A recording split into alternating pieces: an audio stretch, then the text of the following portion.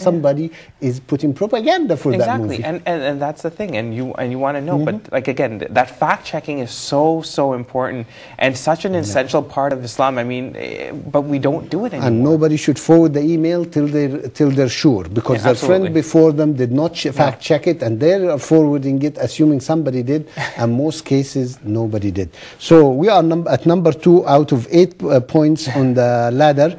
And number 2, as I said, it's most of us is our favorite. Blame others, whether it's the media. And as I've always said, the media is a business and they're there to make money. If you feel there is a show against you, don't support the show. If you like a show, support it. How many times we said, please support us here on the air, we need your help. If this is a show you like, this is the media and it costs money.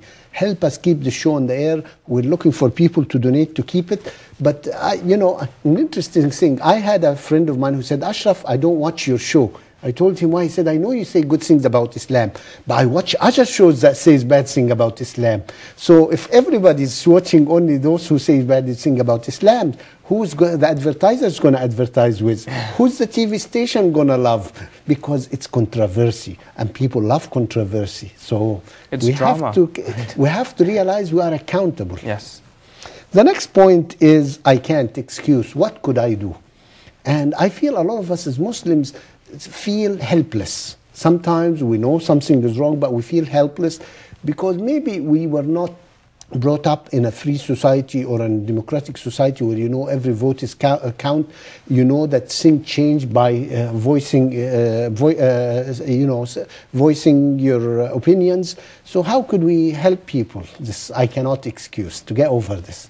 I think they have to be made aware, just like TV shows like this, that there are ways and methods to contribute to a certain issue. Mm-hmm. For example, when you have the earthquake that hit Haiti, you know, there were lots of Muslim organizations out there that were helping to support Haiti.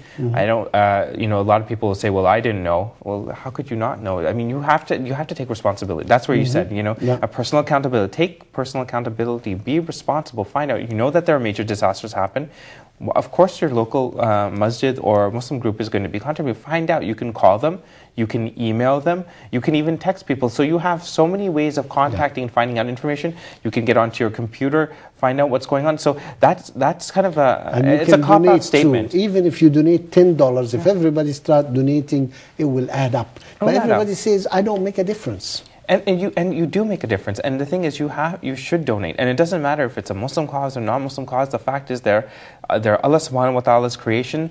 They're in need, and it's incumbent upon us to get out there. And let's say it's not even a charity issue. Let's say it's a media issue. You want to get involved. There are plenty of organizations that are out there. You just have to get involved. You just have to set some time up. If you don't have time, then send your money to help out. So there are ways and methods that you can get involved. Yes.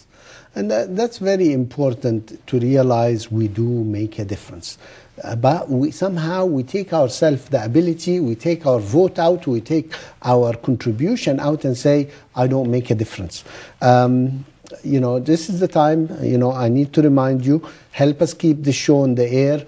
We need your help. We're looking for 50 people to contribute $100 each so we can keep the show on for the next couple of months.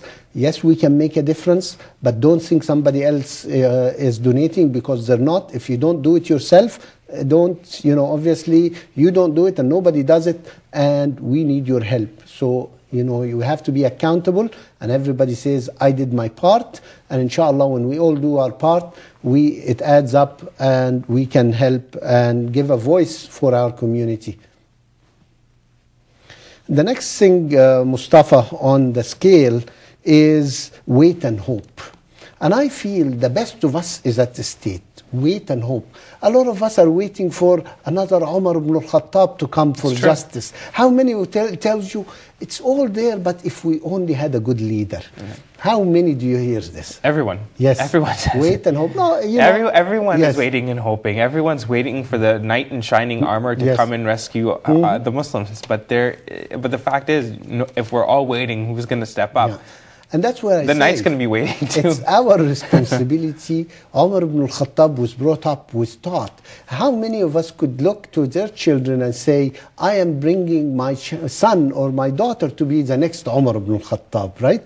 A child, rather than wait and see. Everybody's expecting that somebody is going to come down from heaven, rather than say, this is what I'm doing. I'm teaching my son religion, but I'm also teaching him life. Umar ibn al-Khattab came from a family, and his family in Quraysh was the ambassadors. Right. So he understood politics and diplomacy. Yeah. He was not just a religious figure. Yeah. Before that, his family they are the ambassadors in Arabia. So not only you have to teach your child religion, but you have to teach him diplomacy, justice, law, all these things, so the next Umar could be my son, your son, or somebody else. Absolutely. So, it's just wait and hope. The sad thing, I have a lot of friends who are undereducated people, are in the state. Wait and hope.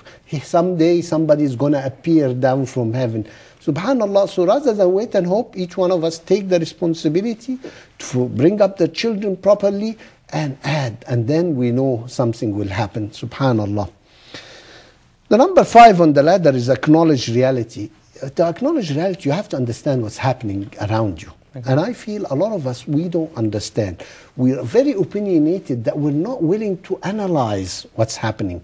We have our own opinion, which is always rejecting everything, and we go from there. I think no one likes to acknowledge reality, because reality can sometimes be harsh. Well, that's but it's easier to blame others. Exactly. Huh? So that's that's how you fall back to your point too. But I think acknowledge reality. Everyone has to do it. I have to do it. You have to do it. The Muslims have to do it. We all have to do it. I think if we all do it, it makes it's helpful. But we have to be aware of what's going on. That's really important. Yeah. We can't be cloistered from it.